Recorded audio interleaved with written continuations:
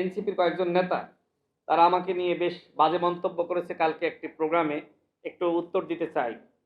দেখেন, এনসিপির একজন ছাগল চোর পাটোয়ারি আছে না? আছে কিনা বলেন তো? এখন বিএনপির নেতাকর্মীদের নিয়ে তারা নানান ধরনের মন্তব্য করে।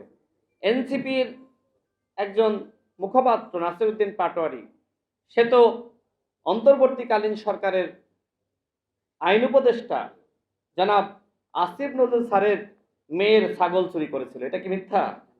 দেখেন নাই গণমাধ্যমে? এই ছাগল চোর পাটোয়ারি এখন বড় বড় কথা বলছে। এর আগে আমরা শুনেছি যে সে যে সময় ছাত্র ফেডারেশনের রাজনীতি করত আমাদের জুনায়েদ সাকিব ভাইয়ের সাথে, সেই সময় অপকর্মের দায়ে ছাত্র ফেডারেশন থেকে বহিষ্কৃত হয়েছিল।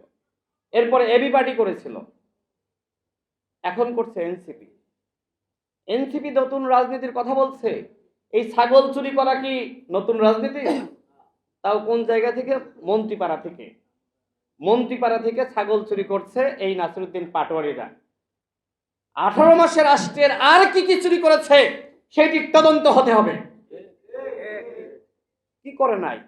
সার্জিস আলম বলে নাই যে আমরা 18 মাসকে মিস করব, কারণ ওই সময় উপদেষ্টাদের বেডরুমে ঢুকে গিয়েছি, সচিবের রুমে ঢুকে গিয়েছি, কেউ বাধা দিতে পারে না। এতটা ক্ষমতা তারা অপব্যবহার করেছে। আর এই কারণে বিএনপি সরকার যেহেতু স্বচ্ছতা এবং জবাবদিহিতা প্রতিষ্ঠা করতে চায়, তাদের ভালো লাগছে না। এখন তো সচিবালয়ে গিয়ে, সচিবের রুমে গিয়ে সচিবের সাথে বেয়াদবি করতে পারে না। এখন তো সমন্বয়ক পরিচয় চাঁদাবাজি করতে পারে না। আওয়ামী লীগের এমপির বাসায় সমন্বয়ক পরিচয় চাঁদাবাজি করে নাই।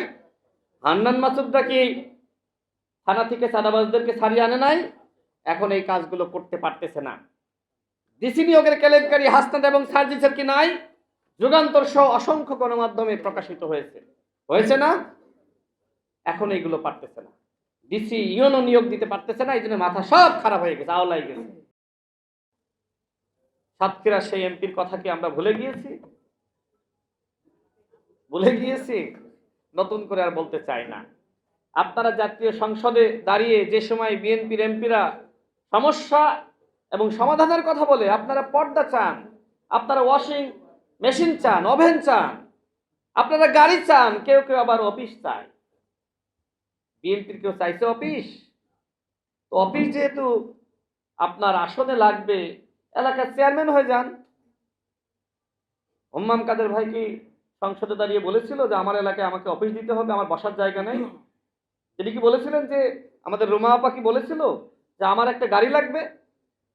অথচ দেখেন, তারা নির্বাচনের আগে বলেছিল কোন সরকারি সুযোগ সুবিধা আমরা গ্রহণ করব না।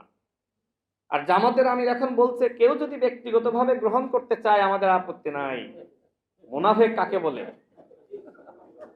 বলেন, মুনাফিকি কাকে বলে? জামাত ইসলাম